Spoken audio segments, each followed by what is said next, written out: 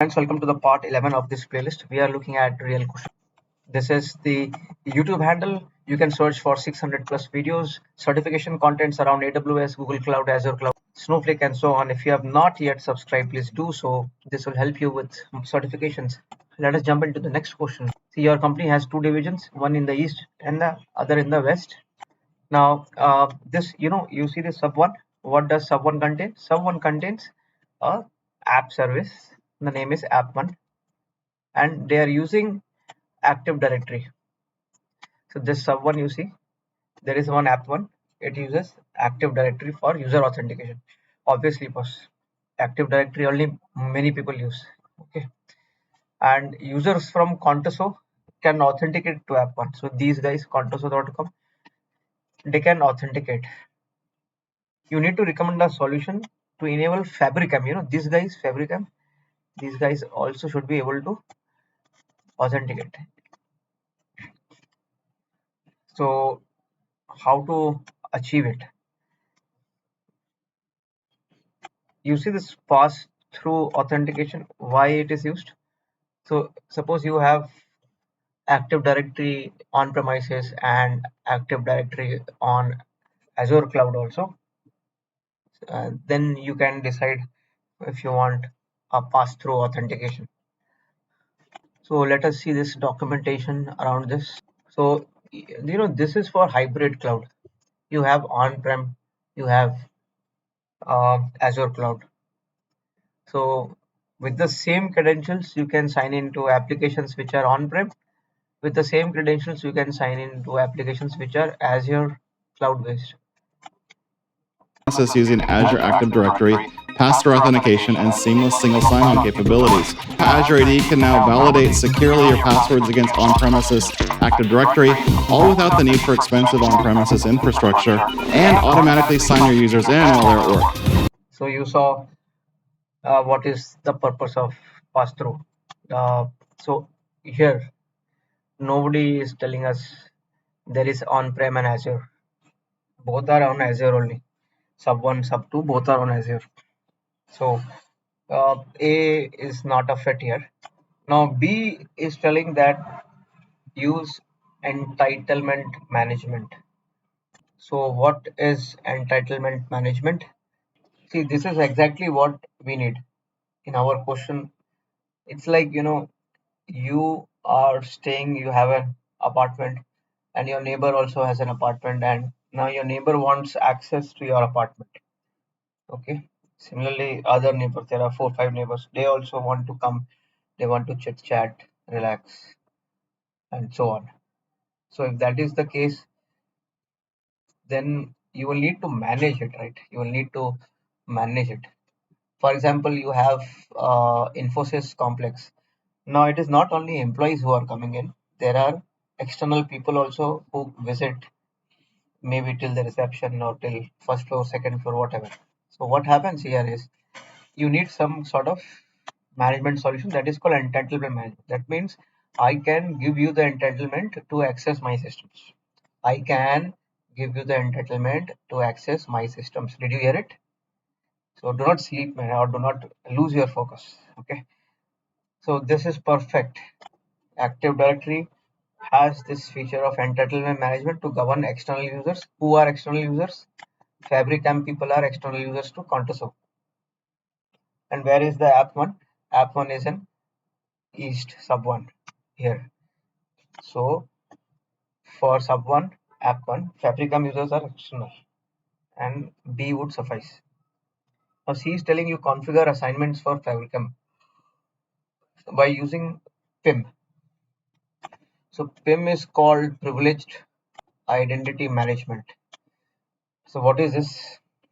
It enables you to manage, control, and monitor access to important resources in your organization. Okay. These resources include Active Directory, Azure, and other services. PIM concept. Okay. Why should we use? Because organization wants to minimize number of people who have access to secure information or resources. So see, this is like, I have a database. I know for sure that only you would need access. So I will give you access to privileged identity management. But in this case, Fabricam, we don't know how many people. Are there 100 people? Are there 1,000 employees? Are there 10,000 employees? We don't know. So privilege identity management is not a good way. Option D is saying identity protection. Now, what is identity protection? It is very simple. Identity protection allows organization to accomplish three tasks: automate detection and remediation of identity-based risk. But this is a security solution. This is not an access solution. This is a security solution. Bus repeating. This is a security solution, not an access solution. Okay. So if you want to investigate risks to your system by people accessing it, you want to export risk detection data to other tools, then you can use it. So option D is totally out of context, not even related to this scenario.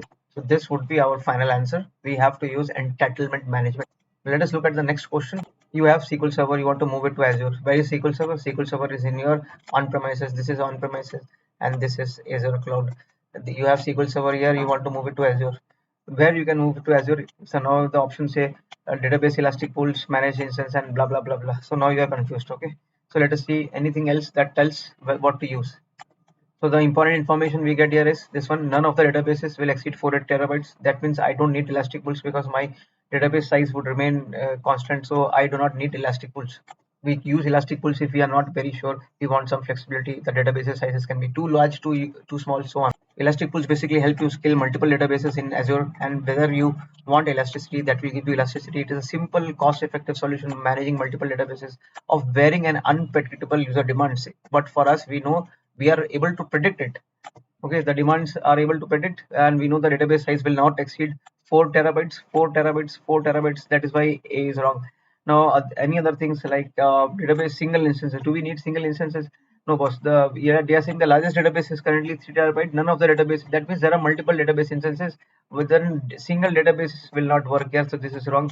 SQL Server on Azure virtual machine, would you see this database? You can either use to, whenever you migrate, you have two choices: either you migrate the database into a VM, or you use Azure managed instance. So what will you use? So never use a VM. If you're getting this certification is testing your knowledge on the Azure products, so don't use a VM. You can use something from a SQL managed instance. This should be our answer. What is a SQL managed instance? It is an intelligent and a scalable cloud environment. On the cloud is Azure database. Azure, you have this managed instance, and you can pause and read this video if you want to get some more context about it. This is the best solution in this for this question. Okay, it is designed for customers looking to migrate large number of apps from on-premises to cloud. So we will lock this answer, move forward. Let us jump into this question now. It's simple. You have a storage, and that storage is on premises. This is a file storage that you have on premises. This is file server, and then you want to move it to Azure cloud. Now, Azure, you already have a block storage. Now, how you can do it? So here, from this file server to a block storage, you want to move. What are the two options that you can use? That is the question is squeezing about. Okay, the first option says use Logic App. See, Logic App is all about workflows. It is not going to help you with this kind of migration. It is a cloud platform where you can create and run automated workflows with no code. Okay, we are not creating a workflow, so Logic App is wrong. Now the second one says use import export. This is something which will work. See, with import, what do? You will get a data box. You copy the data from your premises to that data box, and that data box is sent. You are shipping the disk drives to Azure data centers, and then Azure is moving those data into Azure environments into a blob storage. That is what you want, right? You want to move data from your file server to the Azure box, so that is why option B is the right answer in this case. And then you have the third option, data factory, which is right. This is the ETL tool. ETL services can be used to move the data from one place to the other place. Data factory is also correct. The option D and E.